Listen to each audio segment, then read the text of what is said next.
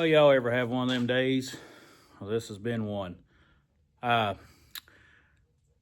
the cylinder off this 5220 with a 510 loader, same as a 520. I think it's same as like 710, 720 on the Magnums.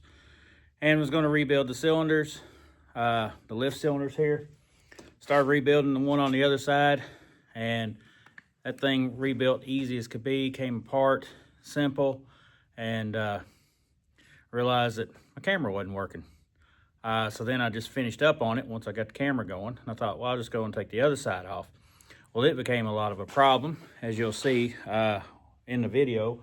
But on this end back here, it had gotten some water in the cap in there and created some rust. And then everything was just kind of froze up. So the other side was perfect, slid right off, no issues. This one gave me trouble. But hopefully you'll enjoy the video of me struggling, trying to get that one out.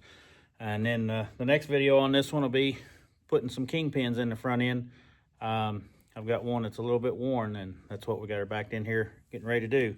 So hope you enjoy the video. Like, share, leave a comment below. Let me know what you think. Have a good one. All right. Today we working on our 510 loader on our Caseih Maxim. I think it's the same as a 520, and I think it's the same as far as the cylinders go, like the 710, 720s, whatever's on the Magnums. I think they're all the same. So we're gonna pull this cylinder off, and then we're gonna take it in and pull it apart and show you how to get it apart. So that way it's not too much of a mystery for you. So we want to pull our cotter pin out. I've already done that. We want to pull that pin out. What I do when I pull that out to kind of make life a little easier on me, I've already taken the other side off. Both cylinders.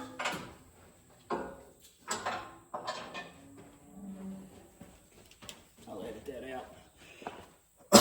All right, so when I pull my cylinders off, I like to use a ratchet strap of some sort. And so what I'm going to do is I'm just going to wrap it around twice, because there's quite a bit of fluid in these cylinders. They're pretty big cylinders and there's quite a bit of fluid in them. So what we want to try to do is make sure that we get all the fluid out of them. Now if you're indoors in a shop, my recommendation is to get you a 5-gallon bucket and put up underneath there. But what I'm going to do right here is this is going to catch this end of this cylinder when I drive this pin out. Now before I do that, I'm going to work on taking my hoses off. And so we'll see what we got here. So we come up with the right wrench.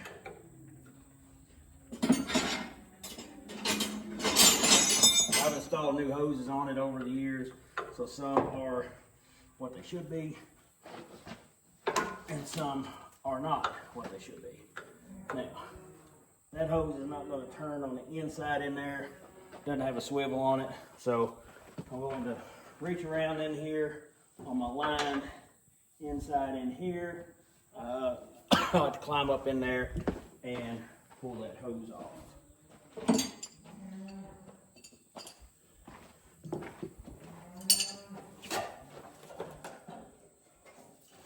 It's a lot better if you got swivels on all ends, but this one doesn't.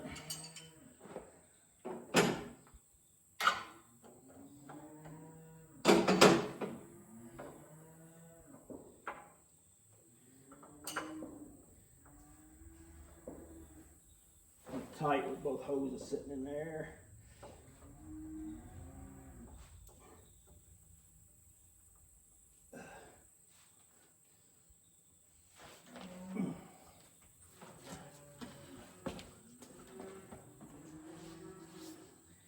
In here.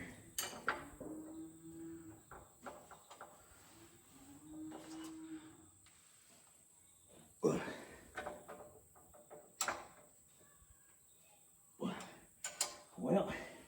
not having as much luck as I had on the other side, mainly because that hose is right in behind another hose.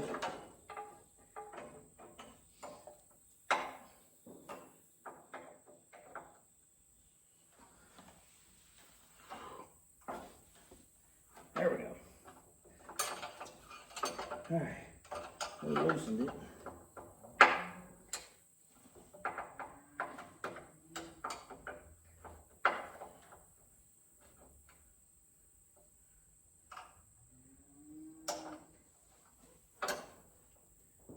This one has a swivel nut and a T in here. And it doesn't, hard to get a wrench on, it doesn't want to move.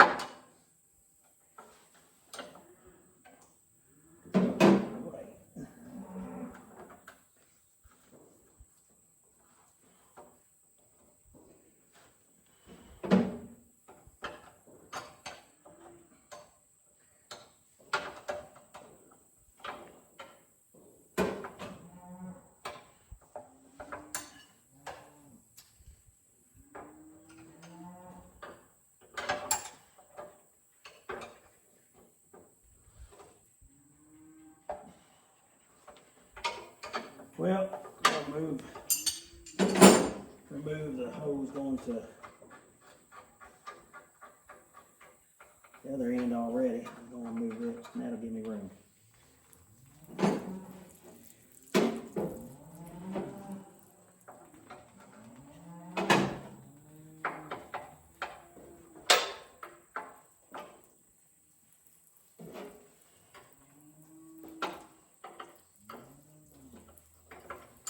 All right, now we're going somewhere.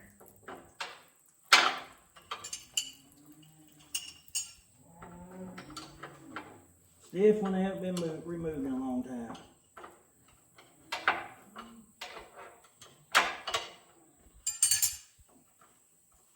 Now the other hose on the other side had a swivel on that end, so it wasn't near as bad.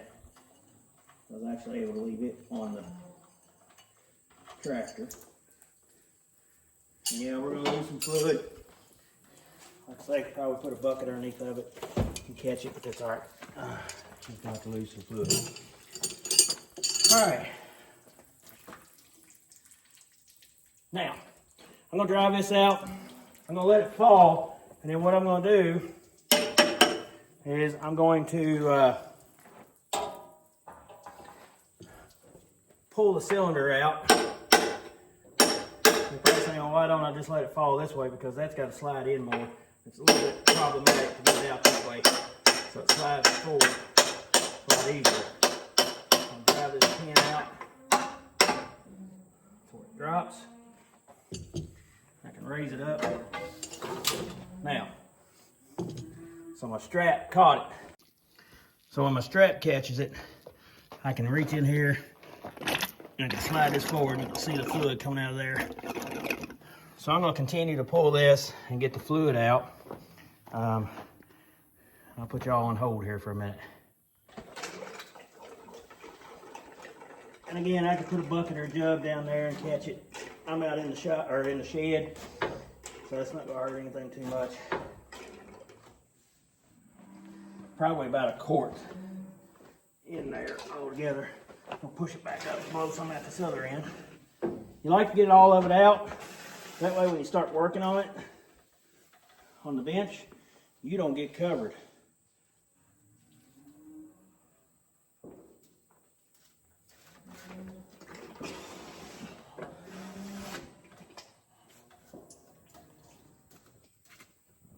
All right, there's the last little bit of it out. Now I'm going to rotate this cylinder.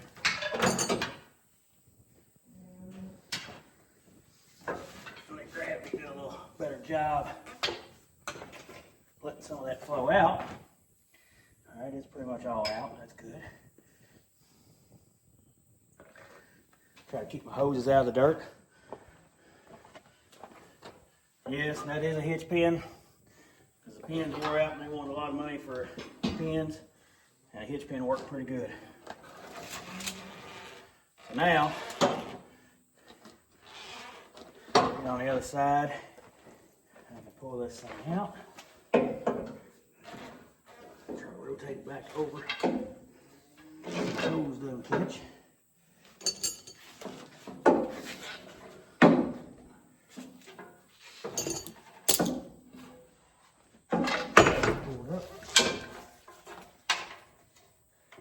This one's a little bit more difficult than the other one because I didn't have all the hose on there because I've gotten it off. But like how I'm going back on this one. These things are heavy. They're a good 50, 60 pounds. And I'll use that strap when I put it back on.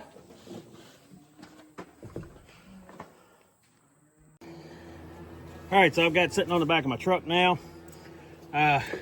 Carbon choke cleaner, brake cleaner, something like that. Clean it off a little bit, wipe it down. Got a ring on the outside here. So we'll may have to hold our cylinder. Sometimes they'll pop loose without holding them, just a good blunt hit. This one seems like it's gonna take a little more.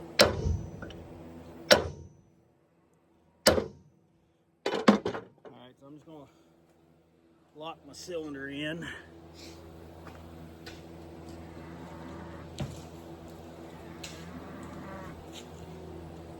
It's one of the reasons why I like doing this on the flatbed. On the flatbed, I kind of use my stake pockets. Lock it in.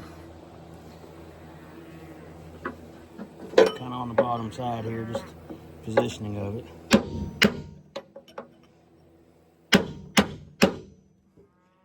I've already done the other one. And I hit it like twice and it was already loosened up, so this one wants to be the pain.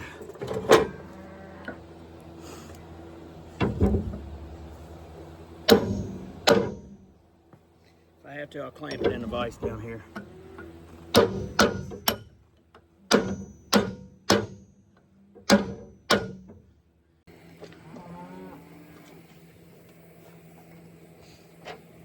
All right, this one I end up having to clamp into the vise.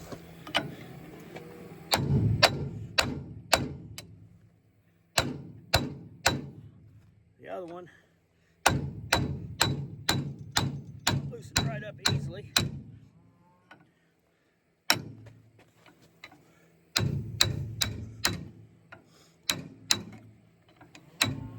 Appears to have some liquid in behind it.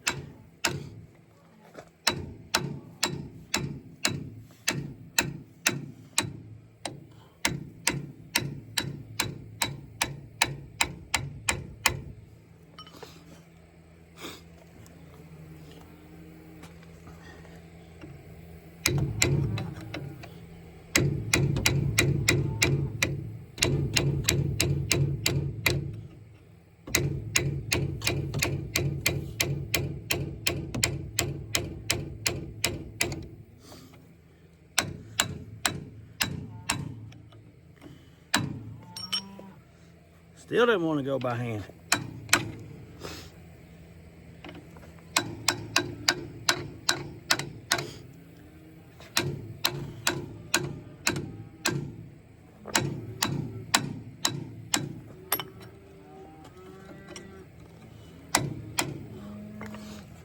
There we go. Part of the way.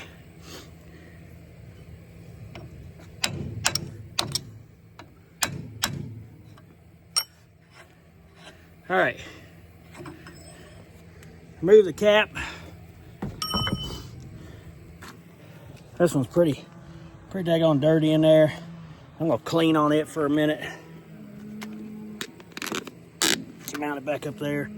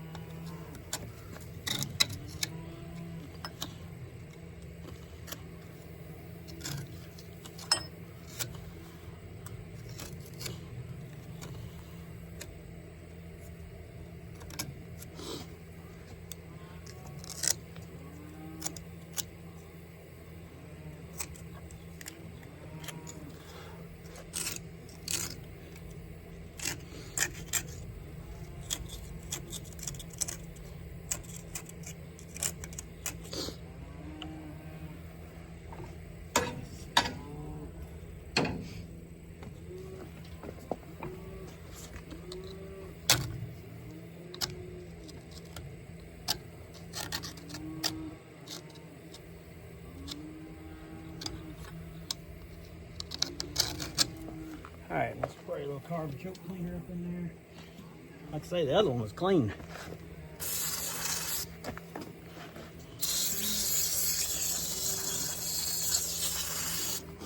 And the bucket cylinders are the same. They still have as long a stroke, but they are the same diameter. Take the same seal kit. Once we get all these out, I'll take these to a local place. They'll match them up. So now what we gotta do, there's a ring inside of here. So this cap on the end, where that cap was, right here, I'm gonna drive this back in there. I'm gonna see if I can mount you in a spot where you can see a little bit. Yeah, I'm working on the flatbed on the old truck.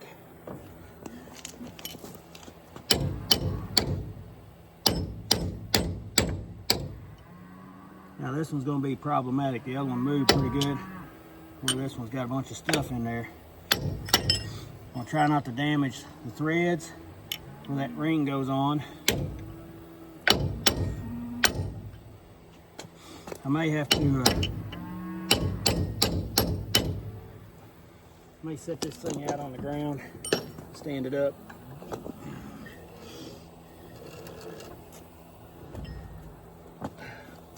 It's heavy.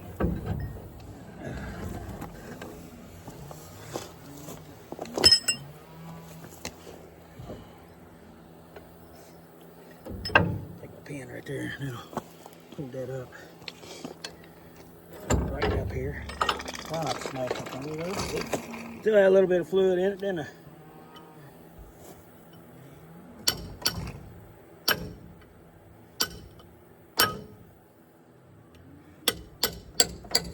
There we go. Got it moving a little bit. May get some oil and put that in there.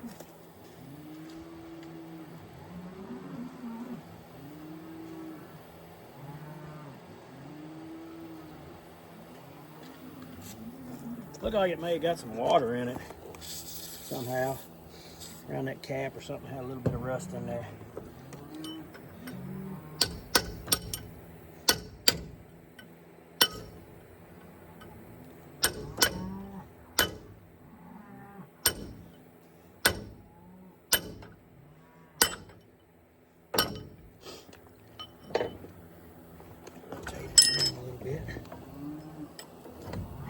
Side. The other one was quite simple. I thought I'd make a video, it went so easy. So the next one.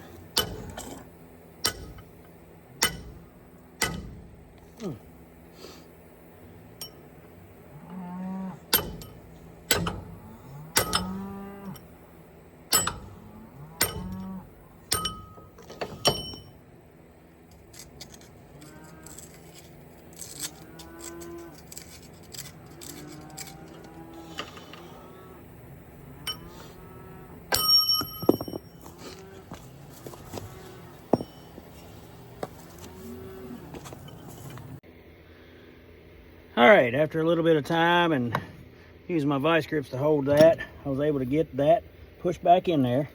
And you can see there's a ring right in there, and it's rusty on this one. And kind of have to go in, kind of clean some of the rust off with the screwdriver. The other one, again, the other side wasn't rusty. Guess I should have filmed it. So I'm gonna go in one side you can get a hold of and kind of pull it out. At least on the other one I did.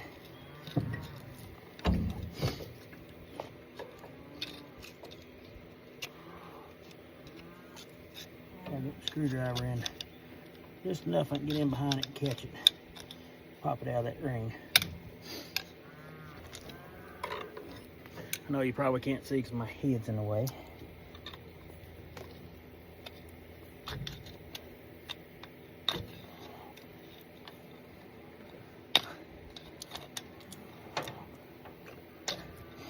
So I can get the pop up. It's not having any luck right there. Pull this cylinder back up.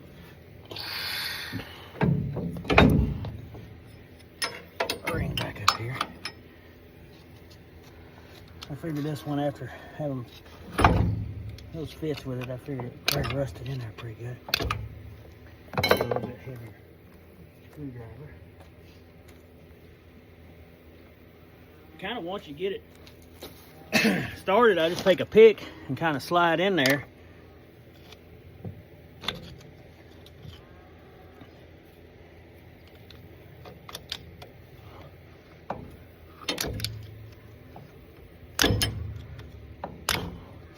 I just can't get this one to pop like that other one.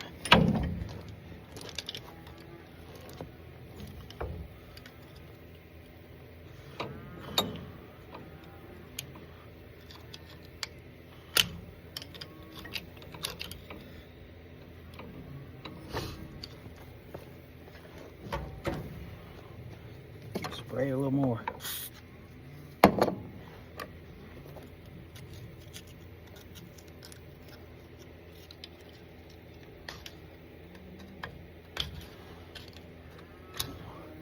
I'll knock this piece down a little bit further.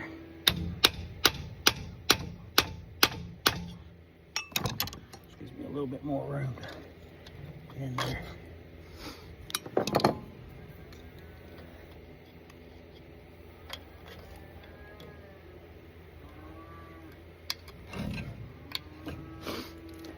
Well, I may have to take a hammer and tap my screwdriver.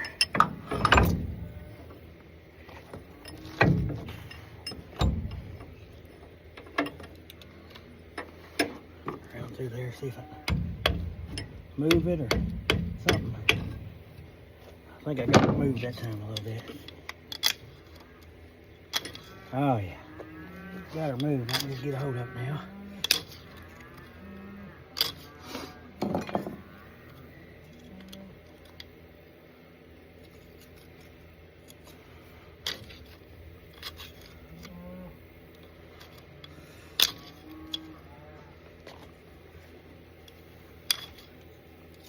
See if the pick will pop it. Maybe it will. No, take more on the pick.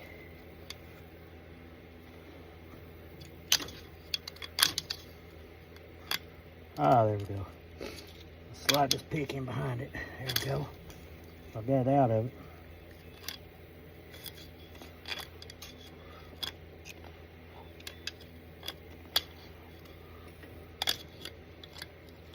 There we go. Just take my pick and kind of work it all the way around there, and there's that ring out. All right, so I'm gonna put it back in the vise, and I'm gonna pull all this out.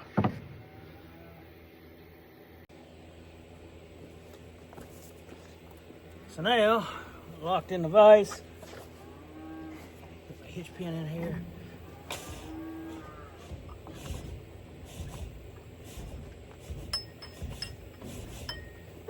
This cylinder's wanting to push, not wanting to pull out.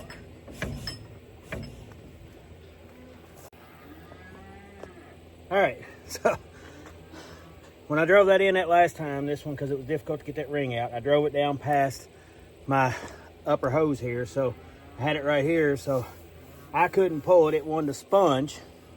So I'll tell you what I did. I took a rag and took some air, and make sure nothing's out in front of you, because it will shoot it out. But now I've got this out, so I can kind of go back to the old way.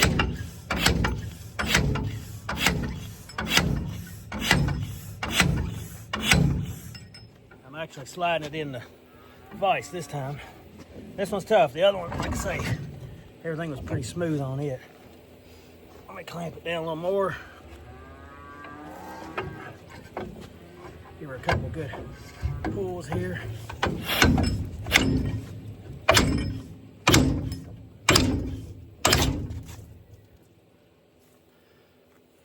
That one still had a little fluid in on it, as you can see.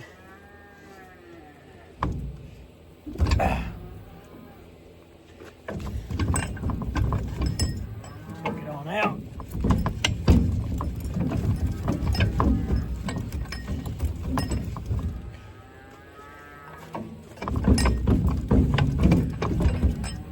This one's just been a nightmare all the way around compared to the other one.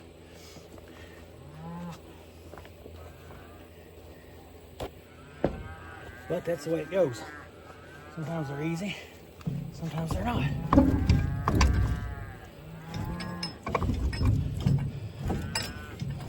Rust on the end out here is what's holding this one up. I know you're all shaking. Let's see if I can.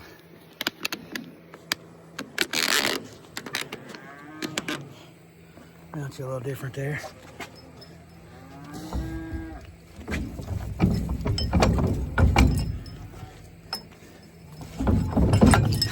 That's why I don't want to pull it real hard.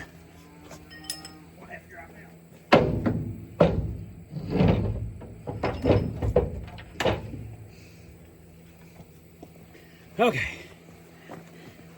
There's quite a bit of rust right in here on this end. I don't know if you can see that, but all that right there is what was causing problems on all of it. I didn't have that on the other one. All right. All right, we're set up here. What I've done back here is put my pin in. That's why I like using my flatbed. Got my stake pockets. I put my pin in it, and I can use my impact, 1 7/8. Take this nut off.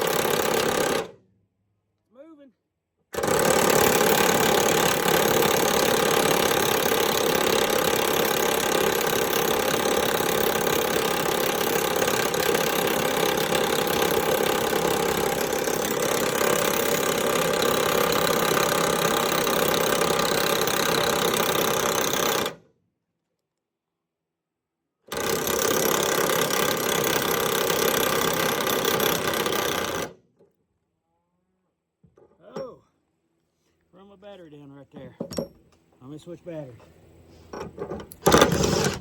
All right. Now, the other one, this one popped off real easy. Let's set this thing up. All right, there's that off. We've got a sleeve.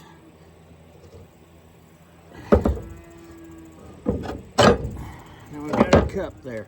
All right, so then we'll start taking this little O-ring here off, take our outer seals off, inside seal there. I'll take these off here. These look good, the other one did not look good, so that's probably where my leak down was. So if you have a loader that is leaking down, you don't see any external leaks. Usually an external leak will be a seal right here on this cap, but if you don't see an external leak anywhere, it's usually bypassing on those rings on that piston right there and allowing fluid to switch from one side of the piston to the other inside that cylinder. And that's usually the cause of it. So we'll get the rest of it pulled apart, and then we'll get her back together, get our parts and get her back together and see if we still have a leak down. Hopefully that takes care of it and we don't have any issues in our valve or anything like that. All right, pulling these off, looks like the grooves in them go towards the outside. This one has a groove going to the outside. Now look at this one. That might have been part of my problem right there on the end of that piston. I had some leak down. didn't have as much power raising and lowering stuff as I should have had. All right, and then we'll pull this apart over here. Have one small O-ring that we pulled off right here. So we want to make sure we get that one back on there. And then here we've got an O-ring and a backup right here. And then there's a seal, exterior seal here, and there's a backup in there. And we'll just pop all that out. And then I'll take it to my local seal O-ring place and get them, because they're about $100 from Caseih, and I can probably get them for about $30 a set from this guy. All right, got the screwdriver locked in there. My vice grips I put in there. I can rotate around. That gets my seal out. It looks like we've had a little bit of leakage, not a whole lot. We'll clean all that up. And what we'll do, we'll take it all over Monday. Get us some parts, seals and O-rings. So here's what all's in there. These two are in your cap here. You got your backup ring, your big O-ring there. On your cap end, you got your small O-ring that goes on your end of your piston here, or your rod, excuse me. And then you got these two that go on your piston right there. So that's what it takes. So we'll get them matched up.